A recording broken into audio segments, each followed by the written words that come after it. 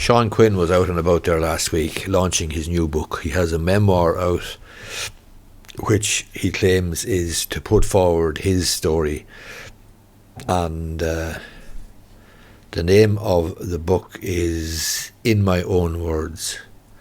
But basically he is making certain statements which the head of Anglo-Irish, which bankrupted Quinn, has described as pure nonsense, and has accused Quinn of trying to rewrite history with a fairy tale of Trumpian proportions. That's Donald Trump. Mike Ainsley, former Anglo CEO, he's now in Australia, but he has rejected as nonsense the claims that are being made by Sean Quinn now in what he claims is an attempt to rewrite history. Ainsley says that Quinn paints a picture of himself as a victim and then tells the same fairy tale time and time again in the hope that people will actually believe him. Anglo-Irish Bank seized the Quinn Group in April 2011 because Anglo-Irish Bank was owed a debt of 2.88 billion. That's 2.88 billion. And this arose from risky, high-risk investments that Quinn made in Anglo shares by way of contracts for difference. Quinn gave a series of interviews last week, including on Prime Time to Miriam O'Callaghan and on Newstalk, to promote his book In My Own Words. He said that the seizure of his business empire and his family's international property portfolio was based on fraud. He did admit that he and his family tried to frustrate the bank's efforts to take over the international property portfolio worth hundreds of millions, but says they only did this because the property was taken from us illegally. That's what Quinn says. Quinn says any of the assets in the Quinn Group, like the hotels or pubs or glass factories or cement factories, we never tried to touch any of those assets, he told Newstalk. We only touched assets that were taken from us illegally. Mr. Ainsley, who now lives in Australia, former CEO of Anglo-Irish Bank, said Quinn was made a bankrupt in January 2012, arising from debts of €2.3 billion. He said Mr. Quinn signed a document that was both a guarantee and an indemnity for the debt. That meant that even if the loan wasn't fully enforceable under the guarantee, which it was, according to Ainsley, then the indemnity kicked in. Justice Peter Kelly in the High Court, the Commercial Court, he agreed and he bankrupted Quinn. Other members of the Quinn family had signed similar documents.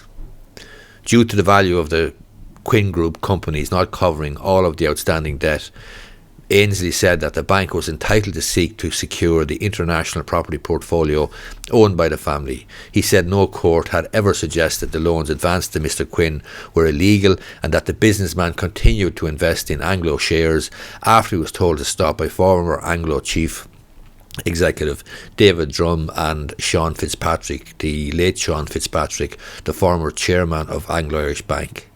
Quinn then pursued other questionable sources to increase and fund further CFD positions in the bank's shares, according to Ainsley. On Mr. Quinn's distinction between the Quinn Group and the family's international property portfolio, and his view that the family only conspired to protect assets that were taken from us illegally, Ainsley described this as pure nonsense.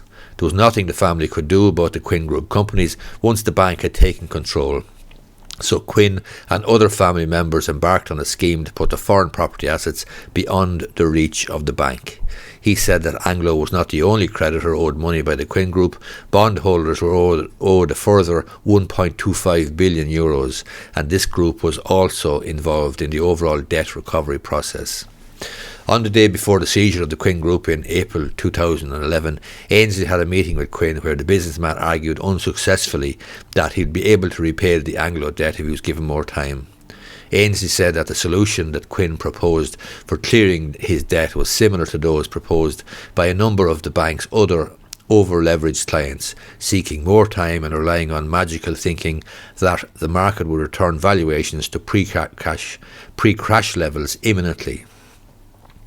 He added the fact that it wasn't just the Quinn's ability to service the debt was gone, it was that the group couldn't service debt at a time when valuations of assets had collapsed and the markets he was servicing had also collapsed. He simply wasn't viable. The actions the bank took in relation to Quinn were consistent with those used in other cases where cooperation was poor, distress was evident, and where the risk to the bank of delay was likely further losses. Quinn was jailed for 9 months for contempt in late 2012 because of his and his family's admitted effort to frustrate the IBRC's attempt to seize the family's international property portfolio. The bank took High Court civil conspiracy proceedings. Mr. Quinn's son, Sean Quinn Jr., was also jailed for contempt. Mr. Quinn's cousin Peter Quinn, son of former GA President Peter Quinn, was sentenced for contempt, but he fled to Northern Ireland. The conspiracy proceedings were settled in 2019 when the 5 adult children of Mr. Quinn consented to judgments against them of €88 million each, but the execution of the judgments was stayed on condition they took steps to help secure the return of the assets associated with the international property portfolio. As part of the proceedings, the children wanted to claim they were put under undue influence by their father to sign guarantees supporting Anglo loans. The settlement also involved the Quinns dropping a claim they had taken against the IBRC, in which they were disputing the legality of the Anglo loans. There's a further development arising from Quinn's promotion of his book, and specifically an interview that he gave last week on Newstalk.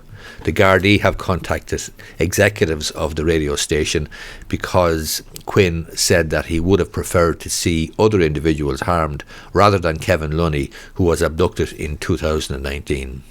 So the Garda in Cavan Monaghan contacted the Newstalk executives and interviewed them on Monday. Witness statements were taken. The recording of the interview on Newstalk last week was also being studied by detectives to determine if it breached the law around threatening or insightful behaviour. Garda sources confirmed the interviews took place, though efforts to secure a comment from the men named by Mr. Quinn, Liam McCaffrey and John McCartan, were not successful. During the interview, Quinn spoke of the 2019 attack on Kevin Lunny, the executive who previously worked for him in the Quinn Group. Mr. Lunny and his fellow former Quinn Industrial Holdings colleagues, Mr. McCaffrey and Mr. McCartan, are currently senior executives in Mannock Holdings. It's in effect some of the former Quinn businesses under a new name and with new owners. In the interview, though, Mr. Quinn accepted it had often been implied that he was the so-called paymaster, but he strongly denied it. He said he hadn't got the price of a bag of spuds, and he said that Mr. Lunny knows well that I had not hand, act nor part in his abduction. However, Mr. Quinn went on to make comments now being examined by the Garda, who were already investigating the campaign of violence against the local business executives now running some of the former Quinn companies. Specifically, Mr. Quinn said he would have preferred to see Mr. McCaffrey and Mr. McCartan targeted and not Mr. Lunny. Newstalk's host Kieran Cuddihy described the remarks as incendiary. Mr. Quinn heavily qualified them and also condemned all forms of violence numerous times during the interview. He said, if Sean Quinn wanted somebody to be kidnapped in Derrylin, and it's something that would never ever ever cross my mind or anybody belonging to me. The Quinns are not that type of people. But if we did feel that somebody should be beaten up or whatever it might be, it certainly wouldn't be Kevin Lunny. Mr. Cuddihy from Newstalk then asked him who would it be. Mr. Quinn replied, well, it'd be people at a higher level than Kevin Lunny. If you're asking me, would I rather see John McCartan or Lee McCaffrey beaten up than Kevin Lunny, the answer is yes. He then went on to say I wouldn't be in favour of anybody being beaten up, adding what had happened already were barbaric acts. He said the point he was making was that Mr. Lunny had been made a scapegoat, and what had occurred was not a plan Mr. Lunny had created. So that is the story of Sean Quinn and the promotion of his book, and in my own words, I think it's called He's Putting His Side of the Story, and you can make up your own mind. There's another interview or another video on this channel, my YouTube channel, which I'll put a link to either up here or up here. I think it's this side it appears, and it's to do with a documentary there a few years ago, about Sean Quinn called The Quinn Country or Quinn Country.